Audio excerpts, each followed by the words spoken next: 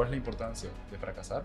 Tú empezaste la introducción hablando de que yo había vendido 6 empresas, Ujú. 5 de ellas empresas listadas. Eso es en los últimos 10 años. He montado más de 15 empresas. Y te puedo decir que en esos últimos 10 años, esas 6 empresas que he vendido, las 6 han sido un fracaso.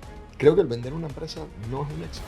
O sea, que tú generes una empresa y que la empresa tenga 20 años, que pueda quedar en tu legado para tus hijos y demás, es el éxito.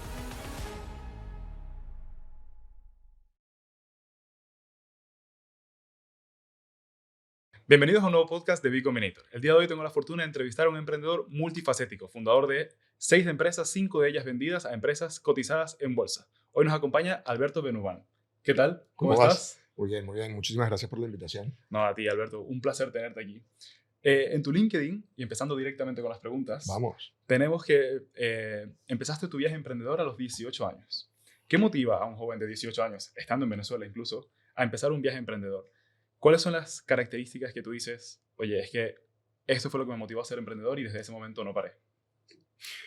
Y yo creo que hay un tema que es que, bueno, primero hay que decir que en el 94, cuando tenía 18 años, tengo 48, en el 94, cuando tenía 18 años, no existía ni venture capital ni emprendedores. O sea, Claro. esto era un empresario que quería montar un negocio y que quería tener su libertad financiera porque no quería, o sea, en ese momento quizás era porque no quería tener jefe o porque era un loco que pensaba que me creía mucho más o que tenía el síndrome del impostor, no lo sé, pero Ujú.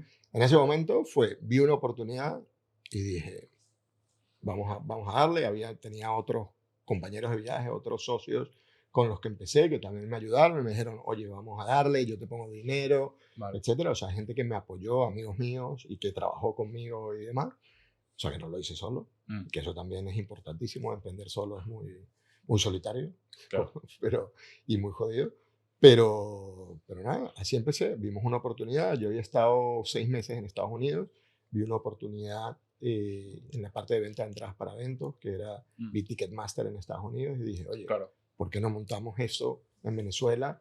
Que es un fastidio ir al Teresa Carreño y hacer no sé cuántas horas de cola. claro, Pues oye, yo mando a alguien, te hago la cola y te cobro un recargo, ¿no? claro. Y esto fue ya un negocio online en el 94. Bueno, en el 94 no era online, era por teléfono. Ah, vale. Incluso la innovación o siempre esa vocación por innovar. Mm, Teníamos asterisco ticket de Telcel, entonces si tú marcabas asterisco 85, no sé, 842538, ujú. marcabas asterisco ticket de Telcel y entonces Ya. te llegaba a nuestro call center. Mm, Ya, nada, empezamos 2 personas, una persona que atendía llamadas, un motorizado y yo, ¿sabes? claro, Eso, así empezamos muy bien. y bueno, luego íbamos teniendo ya acuerdos con eventos y demás. Creo que tocaste en un punto que va a resonar con muchísimos de los emprendedores y resuena también conmigo, que es que el emprender solo suele ser muy complicado, es un camino bastante solitario, ¿no? Y yo creo que, y lo hemos visto con las tendencias de las tecnologías, las herramientas que tenemos, cada vez es más fácil tener un negocio tú solo, pero de nuevo sigue siendo un camino muy solitario, ¿no? Entonces, dos preguntas allí. Uno, tu opinión al respecto, ¿no? De si aún con las herramientas debería un emprendedor intentar hacerlo solo o debería sentirse acompañado, que es un poco lo que intentamos hacer aquí en B Combinator. Y la segunda pregunta va por ¿de qué manera puede un emprendedor joven o cualquier edad que tenga, pero de qué manera atraes a ese talento? Una vez que tú tienes la idea, ¿cómo atraes a las personas que te van a ayudar a ejecutarla? Yo, mira, la primera pregunta, claramente ahorita con el tema de solopreneur, que es como lo Ujú. llaman, ¿no?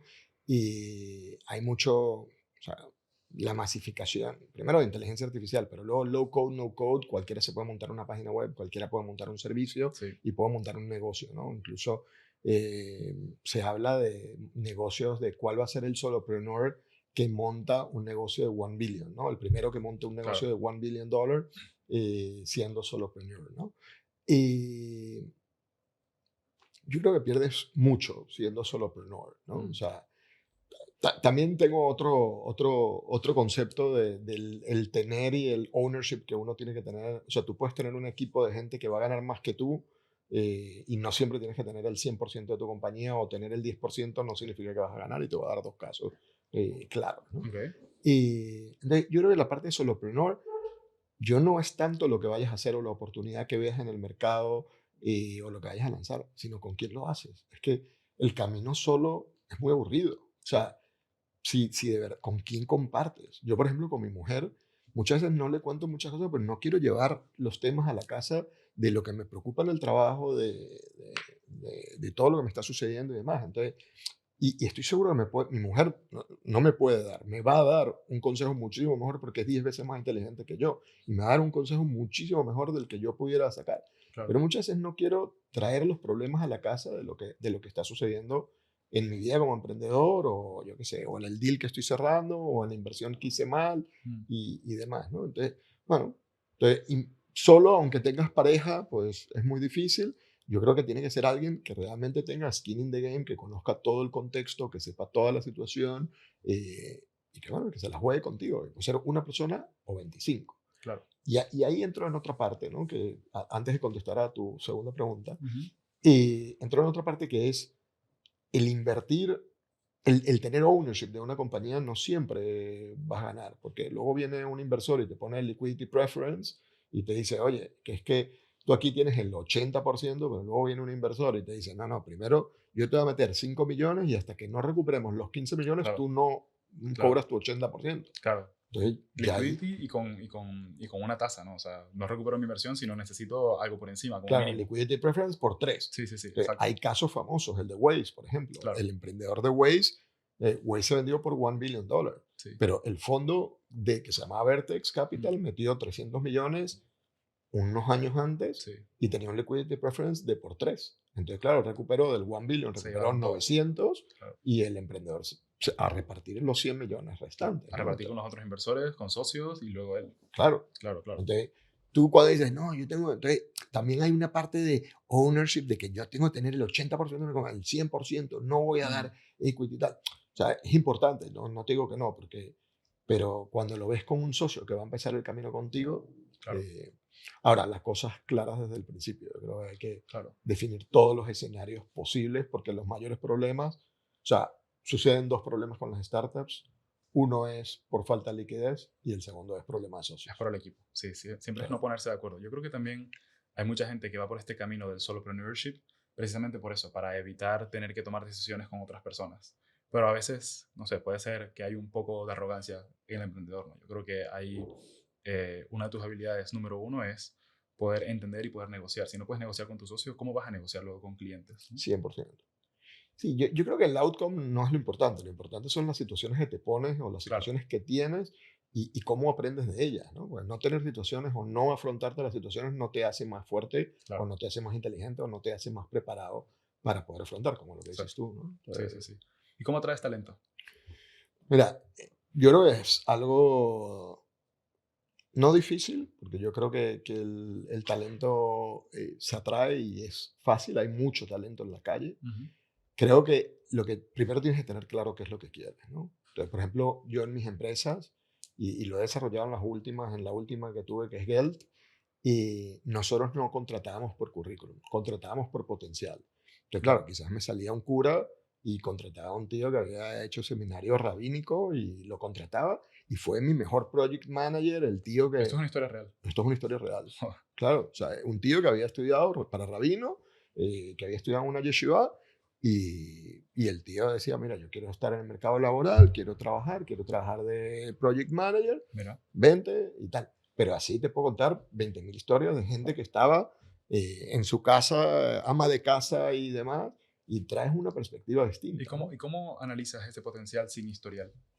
Pues yo creo que las ganas, ¿no? Yo creo que muchas veces es el entusiasmo, las ganas que Vale, quieras de aprender, la humildad, ¿no? Esa vale. falta de arrogancia. O sea, yo creo que hay como muchos traits que tú ves el potencial Mm, y luego el creer en la persona. Hay veces que te sale mal, pero creo que también es claro, parte del aprendizaje. Yo creo que los fracasos, o sea, tus éxitos son un cúmulo de tus mejores fracasos, ¿no? O ya, sea, al final, entonces, el ser exitoso en contratar es haber fracasado en algunos y vas definiendo, oye, ese, yo, es que yo creo que no hay una argumentación que tú le puedas decir. Muchas veces es tratar de definir ese gut feeling que tienes, mm, es tratar de definirlo en un papel, ¿no? claro, Entonces, para mí la definición es esa, es tratar de buscar gente por potencial y sobre potencial, darle pruebas y hacer pruebas claro. y darle autonomía y que esa autonomía se van ganando. Mm, Yo creo que las personas que tienen potencial, si le das autonomía y logran cumplir el reto, pues al final te terminan demostrando 100%.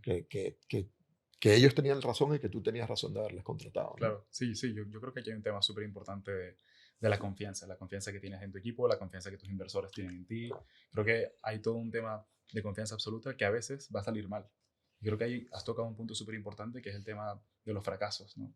Creo que hay mucha gente, y es normal y lo habrás visto alguna vez, quizás lo has vivido incluso personalmente, si tienes alguna historia nos contarás, del emprendedor que se enfrasca en la idea y que no termina de aceptar que es un failure y que sí pudo haber sido un fallo, pero seguramente hay muchas cosas que aprender. Entonces, ¿cómo como emprendedor de experiencia, de más de 25 años de experiencia, cuál es la importancia de fracasar y qué es lo que más te llevas de esos fallos? Primero hay que definir qué es éxito y qué es fracaso, y no me voy a poner filosófico ni nada, pero sí te voy a dar un cambio. Tú empezaste la introducción hablando de que yo había vendido 6 empresas, Ujú. 5 de ellas empresas listadas. Eso es en los últimos 10 años. He montado más de 15 empresas. Mm.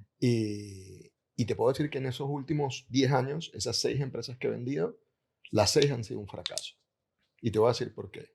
Y nunca había dado esta perspectiva. Creo, voy a ver si la desarrollo bien A ver. en este podcast, ¿no? Creo que el vender una empresa no es un éxito. O sea, que Mm. tú generes una empresa y que la empresa tenga 20 años, que pueda quedar en tu legado para tus hijos y demás, es el éxito. Si yo vendo una empresa es por 2 razones.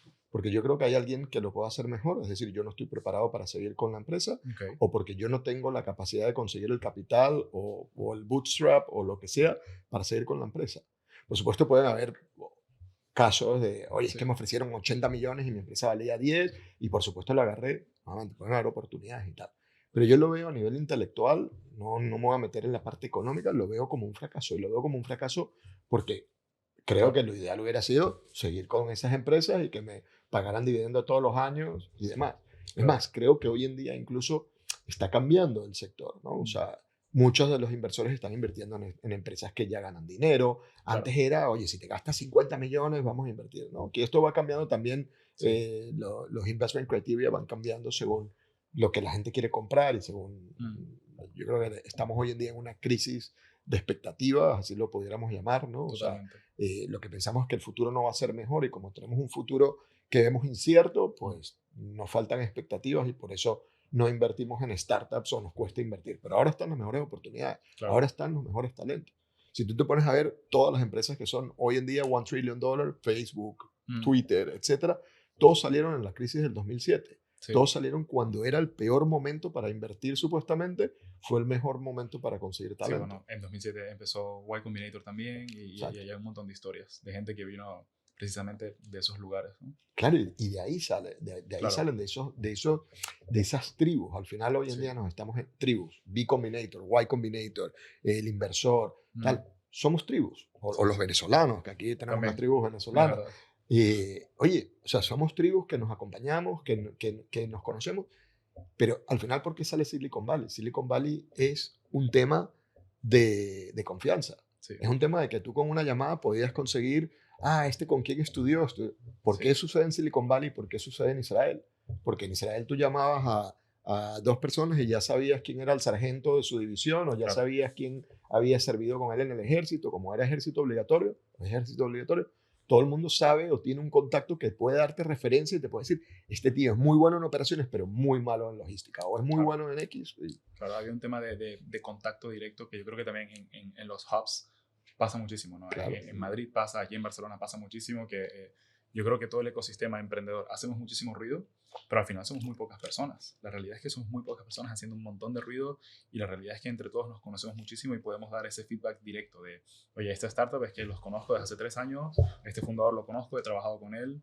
Entonces, yo creo que allí hay un tema de confianza muy fuerte, que es lo que hace al final eso, crecer los grandes equipos, crecer estas tribus, ¿no? 100%. Sí, creo que Y tocaste también. ecosistema, ¿no? O sea, y B Sí, sí, Combinator, por ejemplo, es un ecosistema y dentro de exacto. los ecosistemas, pues oye, vas conociendo gente y Mm, quizás el tío que te invirtió al principio luego termina siendo tu socio dentro de 2 años. Entonces, 100%. bueno, Sí, algo que nos pasa muchísimo y tenemos mucho esa conversación es de qué manera se valora la experiencia de estar en una de estas tribus, ¿no? De estar en un Y Combinator, estar en un B Combinator, en una aceleradora, en una comunidad, llámalo como quieras. Y es que es muy difícil valorarlo, porque en el momento hay ciertas cosas que son tangibles. Es acceso a eventos, es acceso a mentoring, es acceso a networking, etcétera. Pero hay unas oportunidades futuras que no puedes valorar. Nunca sabes si la conversación que tuviste hoy, dentro de 5 años, va a ser la conversación que te va a llevar a tu éxito, o es la conversación que te va a llevar a tu cliente más grande, o es la conversación que te va a hacer cambiar todo tu modelo de negocio porque nunca encontraste market fit aquí, pero hay otra oportunidad, ¿no? Yo creo que hay un intangible grandísimo en estar en el momento correcto y en el lugar correcto. ¿Sí? Totalmente. Sí. Totalmente de acuerdo. Y yo también, por defender otro punto y por llevarte a la contraria un poco, porque a mí Ujú. me gusta Porque, disentir. porque si no, terminaríamos en 5 minutos. Claro, exacto. Claro. Me gusta disentir.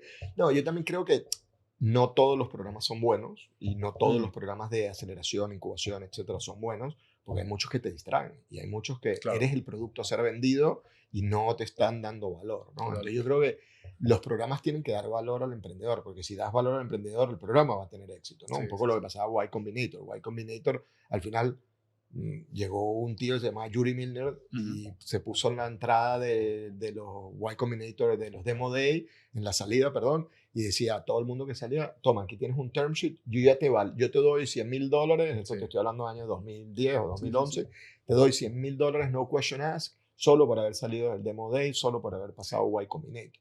Luego hay otros emprendedores que no, perdón, hay otros inversores que no. Hay Mm, otros inversores que dicen, si vienen de un programa de aceleración, no ya lo no miro. fui yo el que conseguí la joya de la corona, sino fue otro el que la consiguió, ¿no? Claro. Entonces, también hay una parte de ego y de vanidad muy, muy Sí, grande, siempre.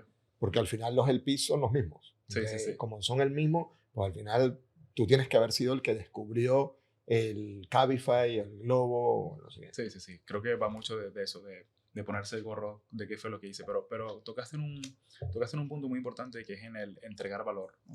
Y me encantaría saber un poco en tu experiencia como emprendedor, cuáles son los lugares o cuáles son esos momentos o cursos o mentores o quien sea que a ti como emprendedor específicamente te han aportado la mayor cantidad de valor. ¿Qué es lo que dices? Oye, sin esto mi camino no hubiese sido el mismo.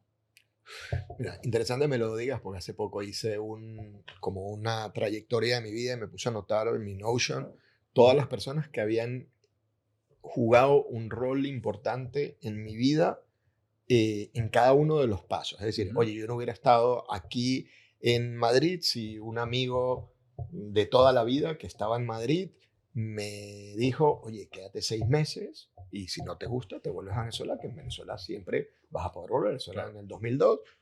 Luego, lamentablemente, 6 meses después, en abril fue la devaluación del Sí, sí. 2002, fue la devaluación, el paro fue en el 2002 finales, Ujú, ¿no? Claro, ya luego yo no tenía opción. claro. Todo mi trabajo es tratar de buscar, y incluso con mis hijos, yo tengo 3 niños, yo lo que trato es de darle la mayor cantidad de opciones que tengan, que ellos tengan opciones. Mm, Luego, la educación o las decisiones, buenas o malas, le va a dar el poder decidir y el poder tomar las mejores decisiones. Pero claramente el tener muchas opciones es importante. Entonces, me puse a ver quiénes eran los que habían jugado un papel importante en cada una de las decisiones que habían marcado mi vida y ujú, demás. Entonces, oye, no te pudiera nombrar uno, o sea, creo que hay cada uno en cada lugar. Y lo que sí está claro es que en tu casa, sentado en el ordenador, no va a ser. En los eventos de networking, conociendo gente, sí. Diciéndole sí a todo en un momento de tu vida, mm, también. El diciendo, oye, que te va a dar 500 euros porque hagas esto y salgas en un... Voy, vale. vamos, yo creo que para mí no es tanto dónde o quién, sino más es el qué, ¿no? Y para mí el qué Claro. es el tener una actitud de hacer. Oye, voy a hacer. Ya Mm, luego, worst case escenario, lo que perdí es tiempo. Pero viendo TikTok en mi casa, también voy a perder tiempo. Entonces, claro. si haces, algo va a salir. Mm, Entonces, creo que no es nuevamente, no es el qué ni el quién, no es el quién ni el dónde, sino el ¿el qué, qué? ¿no? Entonces, Creo que aquí tocas un punto súper importante que es el ímpetu de hacer, que tiene muchos emprendedores, que creo que es lo que separa al emprendedor de verdad, que pasa toda su vida emprendiendo, a la persona que simplemente se monta en un tren, ¿no? Sí.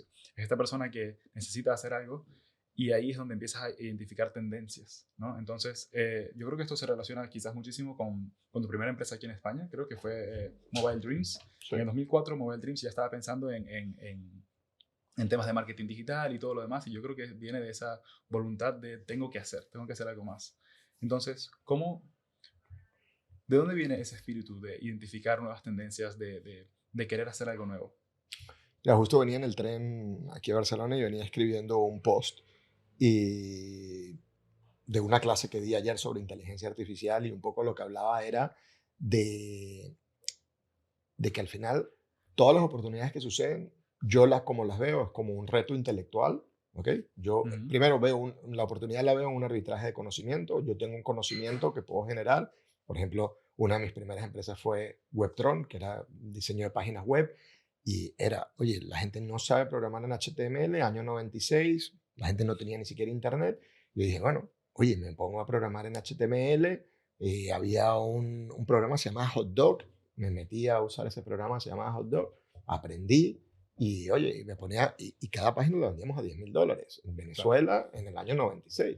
Entonces, claro, tenía no sé cuántos clientes, llegamos a ser la segunda compañía que más páginas web hacía, también no había muchas más, claro, claro. pero bueno, pero Pero, éramos, pero era eso, era ver un poco en el futuro a partir de la necesidad de hacer algo. claro, Mm, y luego escenarios, muchas veces tú te planteas un escenario futuro que luego no sucede, ¿no? claro. Entonces, como emprendedores tú te tienes que plantear una hipótesis y decir, bueno, si esto sucede y una cadena de pensamiento, si esto termina sucediendo, pues Mm, aquí es donde va a estar el negocio. Entonces, bueno, tú empiezas a desarrollar, porque yo creo que el futuro se hace, no aparece de la nada. El claro. futuro se hace, entonces, pero tienes que empezar hoy para llegar al futuro con algo, si no, no Mm, llega sin nada.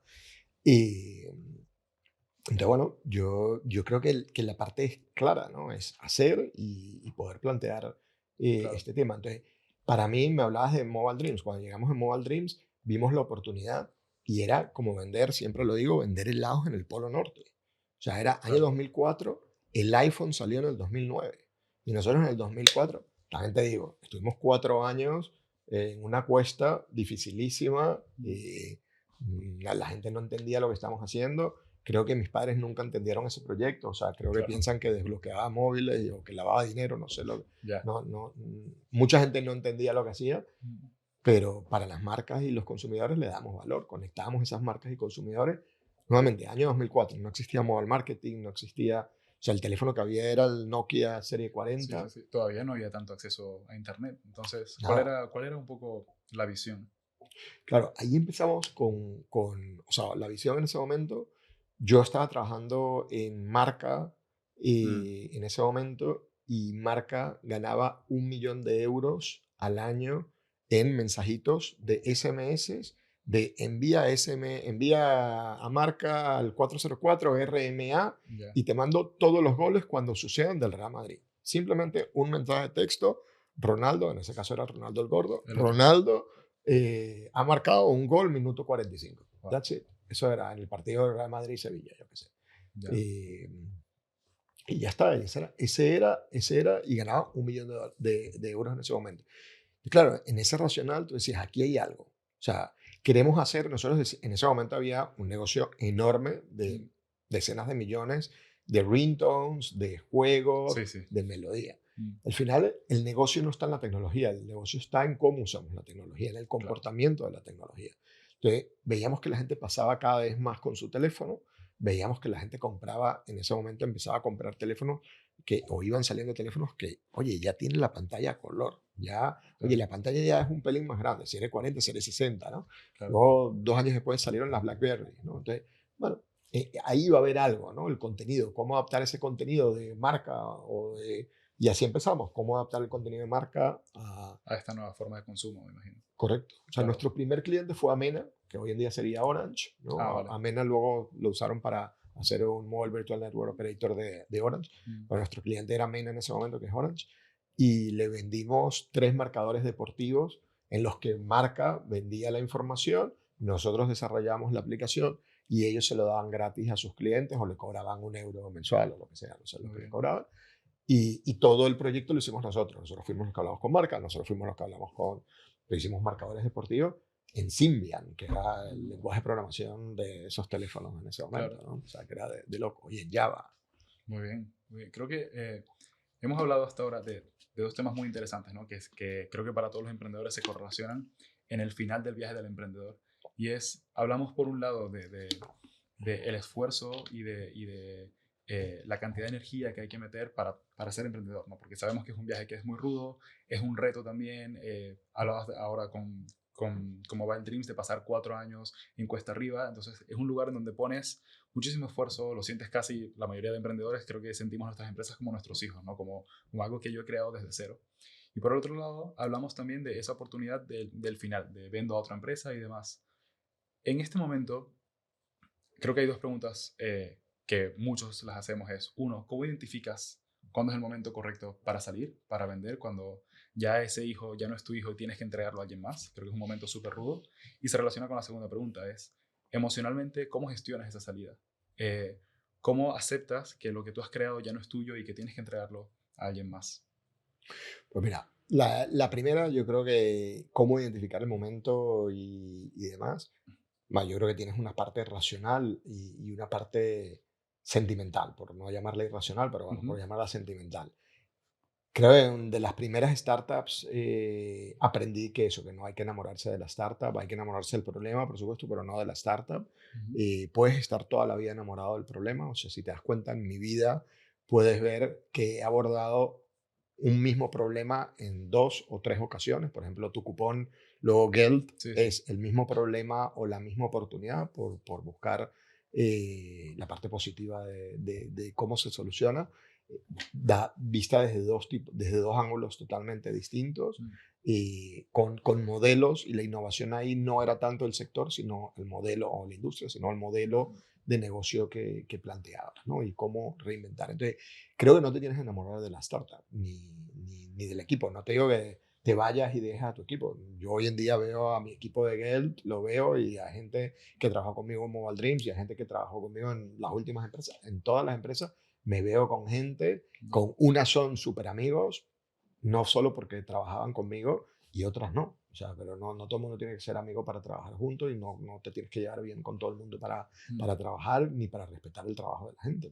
Pero con mucha gente de mis empresas tengo una relación. Entonces, yo creo que tienes que separar esa parte sentimental, ¿no? Para poder elegir. Y luego tiene una parte racional, que, oye, si esto hay alguien que lo pueda hacer mejor, y luego si se te acaba el dinero claro. o dices, bueno, voy a meter más o esto lo puedo vender más caro Mm, o tal. Entonces hay una parte oportunística a nivel monetario que tú dices, bueno, pues esto en este momento es el mejor momento que le voy a poder vender ya. y, y demás. Y yo creo que eso es un poco para contestar la pregunta esa, pero bueno, Sí, creo que hay tiene, muchos factores a considerar igual. sí, o sea, Sí, yo creo creo que hay mucho miedo del emprendedor. Eh, los emprendedores, o en la poca experiencia que llevo, da mucho miedo no recibir esas ofertas de exit y de salida y no ver hacia dónde va a ir. Pero creo que la cantidad de ofertas, de hecho, son mucho mayores de las que uno cree. Entonces, arriesgarte a vendo ahora o sigo creciendo cuando todavía puedo y luego intentar vender, creo que es parte del camino que da muchísimo miedo al emprendedor, ¿no? Porque hay una parte lógica que te dice, oye, si tienes una salida ahora, ¿por qué no la tomarías? Entonces, esto habla mucho de ese ímpetu que tiene el emprendedor de no, yo quiero seguir haciendo esto porque sé que todavía lo puedo hacer bien. ¿Sí? Me gustaría que hablemos ahora de esta etapa que yo creo en la que estás desde hace un par de años, que parece ser un salto lógico de los emprendedores de éxito, ¿no? Que es transformarse o volcarse un poco a hacer esto, a ser mentores, a ser business angels, bueno, ahora trabajas también como venture builder, ¿no? Entonces, me gustaría entender de dónde viene esto, de dónde viene la naturalidad del emprendedor que tuvo mucho éxito a no dejar de emprender, pero sí apoyarlo desde otro lado. ¿Es un tema familiar, es un tema de vida o es un tema o son otras cosas? mira, yo creo que lo he contado en alguno, creo que pasamos por etapas en la vida en general. Hay gente Ujú, que pasa por una etapa y se queda ahí, hay gente que pasa por dos.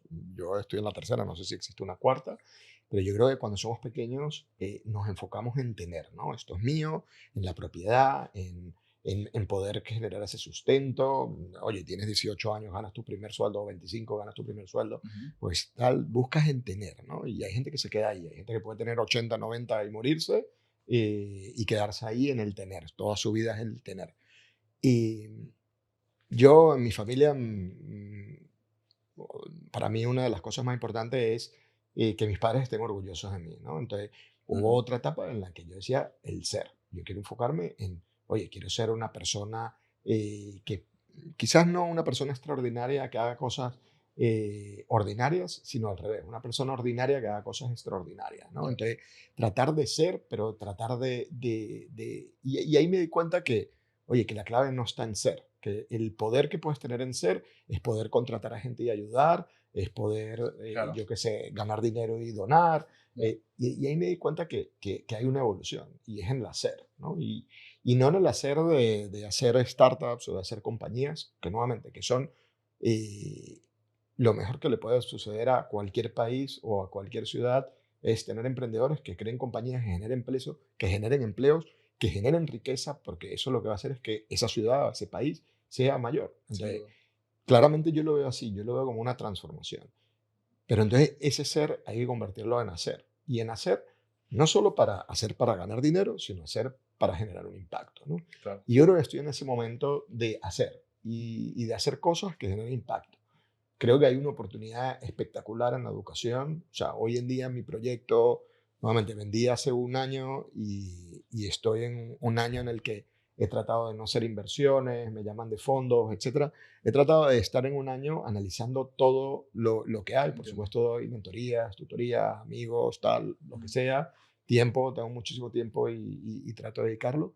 Pero creo que en la educación está la educación mezclada con la inteligencia artificial, está esa parte de escalar el impacto en el que puedas ayudar a mucha más gente o que Sí. puedas influenciar a muchísima más gente para empoderarla y poder y que esas personas puedan ser mejores que tú, ¿no? Claro, y finalmente empezar a cambiar un modelo que tiene decenas de años siendo el mismo, ¿no? Claro, y que Sí, se creó sí, sí, sí, para cuidar a los niños mientras, o claro, sea, que si tú te pones a ver, la educación está hecha en el modelo Fabril, que bueno, justo me acaban de contar que toda esta zona sí, eran era fábricas, total, chimeneas y demás, total. ¿no? Ujú. Estaba hecha para educar, primero para cuidar a los niños en el Sí, modelo Fabril. sí, sí, sí, Entonces, por total. eso hay una línea de Y para producción llevarlos a ser productivos en esa era, en ¿no? ese Sí, modelo. sí, sí, Claro, por eso hay una línea de producción, hay un capataz que es el profesor que toca un timbre, que es tal cuando cual, tienes que ir a, tal se cual. terminó tu horario, Mm. ves matemática, luego ves lengua.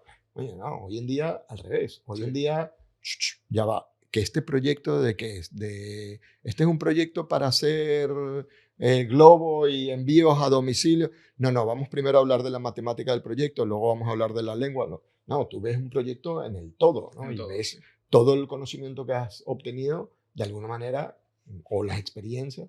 Y creo que la gente hoy en día se educa, bueno, creo que la educación es algo que te hacen, el aprendizaje es algo que tú haces para ti mismo, ¿no? Pero bueno, Claro.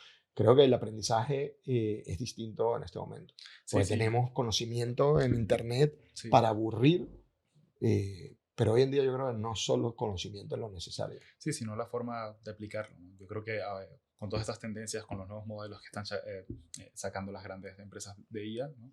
Hay mucha tendencia a empezar a entender que ya el acceso al conocimiento no es lo importante, ya no es la información que yo recuerdo o la información que yo tengo guardada en mi cerebro, es cómo la razono y cómo la utilizo, ¿no? Porque la información va a estar ahí, pero 100%. utilizarla yo creo que es el verdadero reto, ¿no? Shout out, nosotros aquí en mi Combinator, de hecho, tenemos un par de empresas sobre EdTech que están precisamente entrando en esta temática, ¿no?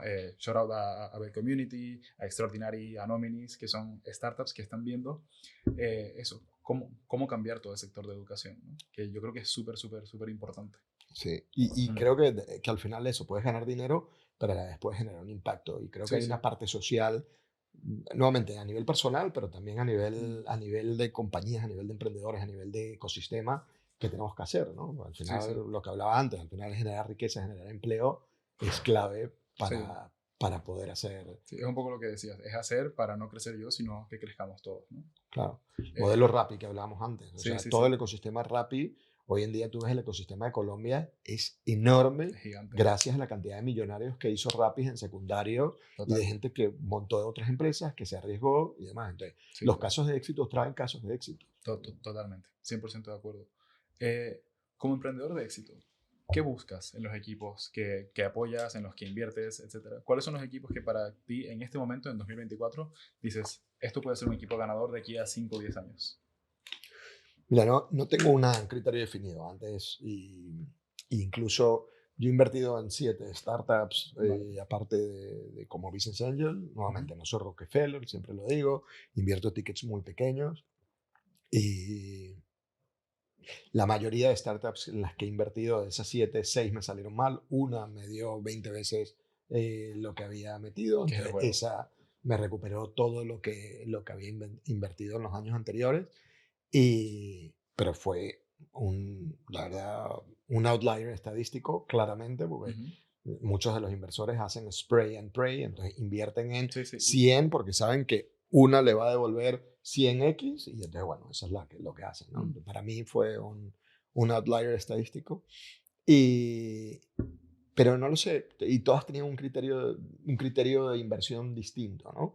Este año me lo he tomado para poder entender o Ujú. poder de alguna manera estandarizar mi criterio de inversión, porque de repente yo agarraba, invertía en un chico que me encantaba y demás, que estaba haciendo automatización de redes sociales y decía, bueno, sí, yo invierto en automatización.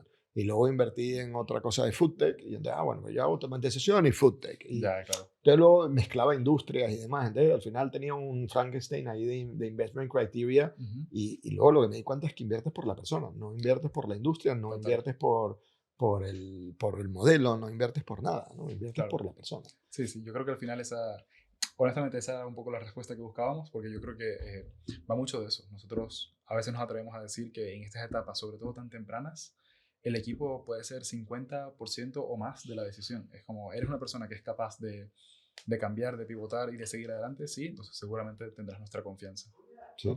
Y creo que la inversión viene también del potencial. Tú ves ahí, por ejemplo, Mm, dices, oye, voy a invertir porque este chico tiene potencial de pivotar la idea exacto. y tiene poca vanidad o poco ego Mm, para decir, me equivoqué con esta idea, pero mira esta otra que he pivotado y he llegado, ¿no? claro, Entonces, cuando ves que la ambición es mayor que el ego y cuando ves que las ganas de salir adelante, inmigrantes, por ejemplo, claro. es un excelente ejemplo de inversión porque sabes que tienen 4 trabajos, quieren demostrar a los que se quedaron en Venezuela, en Claro. Colombia, en México, Y quieren oye, ayudar soy también. exitoso y estoy aquí y estoy haciéndolo y Mm, demás. Entonces, ese tipo de gente a mí me gusta, porque al final eso es lo que hace, ¿no? mm, Pero justo me he tomado, como te digo, este año para poder analizar y poder, o sea, que estoy pensando mientras hablo contigo un muy bien, poco muy bien. eh, qué será en mis próximos años, si invierto en angel investment, Muy bien. en venture o lo que sea. Bueno, y dentro de 5 años nos volveremos a ver y seguramente diremos, oye, estos fueron los resultados de mi criterio de inversión. Si Dios quiere, Muy con el bien. favor de Dios, claro que sí. Genial. Alberto,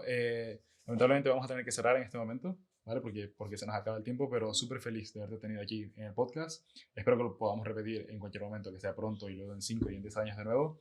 Y nada, muy feliz de conocerte hoy.